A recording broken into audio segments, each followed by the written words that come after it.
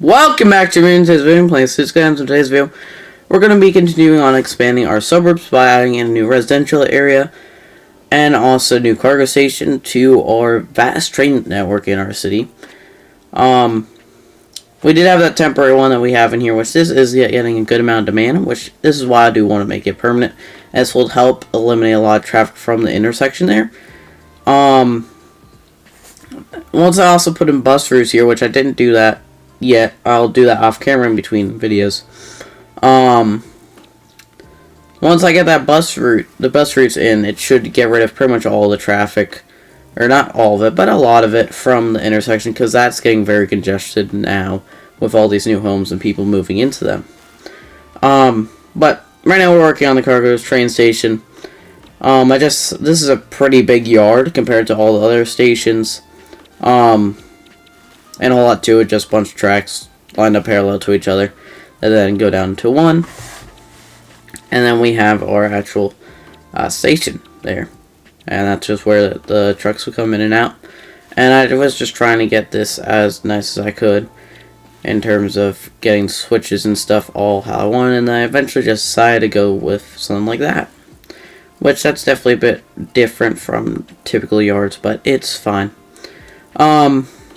Coming over to here, I just decided to do a big Y for our access out to the main line.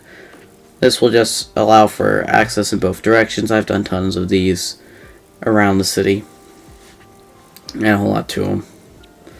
I did need to figure out a way to do our power line here, though, which, I mean, wasn't exactly hard. Just need to bring it in and then bring it over the Y.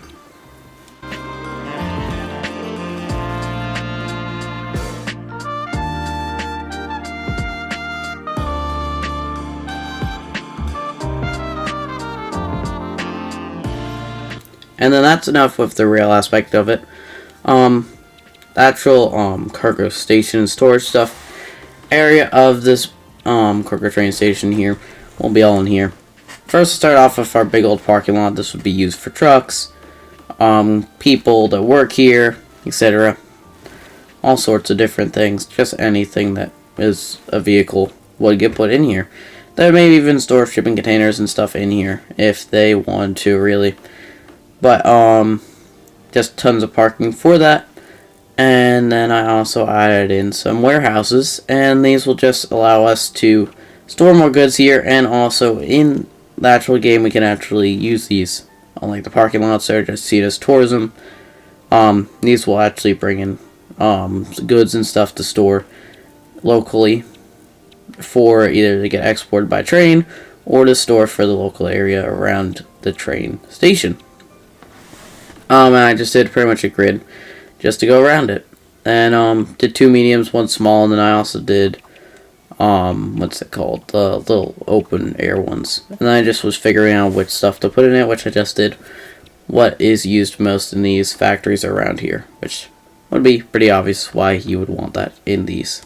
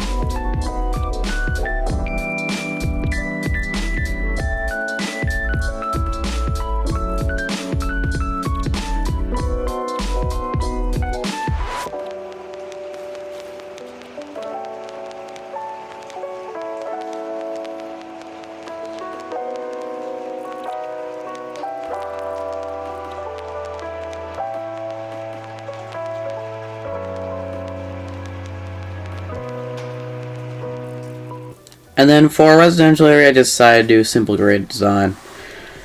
Ain't much to it, pretty much what I've done everywhere else in the city. They're just how American cities are made, especially in, or not so much in the suburbs, but this is just how it's made. Ain't much to these. Just allows us to fit as many people in a space as physically possible.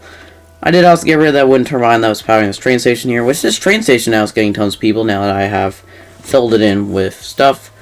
But also, because there's no bus lines or anything to get around, there isn't really much great access to other places. That's why I was talking about the bus lines earlier. But then also over here, I decided to put in a big motel complex or block that's just motels, and then also the Roadside Diner. And I just put in parking to go with them, and I just decided I'll also do the mid-century modern parking structures in with these two, and I just finished it off by concreting off the whole block. And then obviously we didn't need services like water and power, but I mean power just kind of does it for itself. But it's a commercial 4 over here, and then just continued with our residential, and did fix up, or not necessarily fix up, but I just changed up the zoning, and then I put in, honestly don't know what it's called, but it's just like the winter market or something. Put that in. I also put parking along the side of it for obvious reasons. We're in the US, so car dependency is a big thing, so parking. And I just decided to follow the theme with the mid-century modern parking style, and I just tried to fit as many as I could in there, but then I kind of just messed up in that they couldn't really build one there. I don't know, it was really annoying, but it's fine.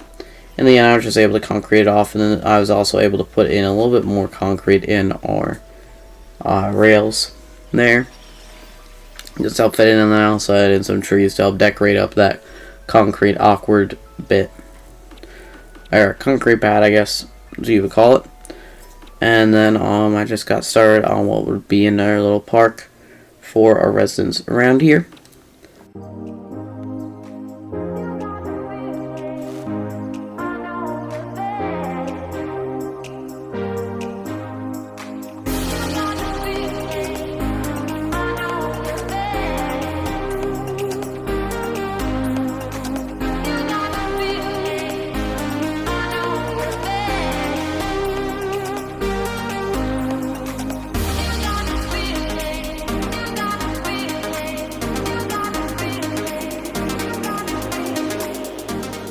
And then to finish off our parks, I of course needed to add in some parking, and then I just finished off this whole entire area that we worked on by adding in trees.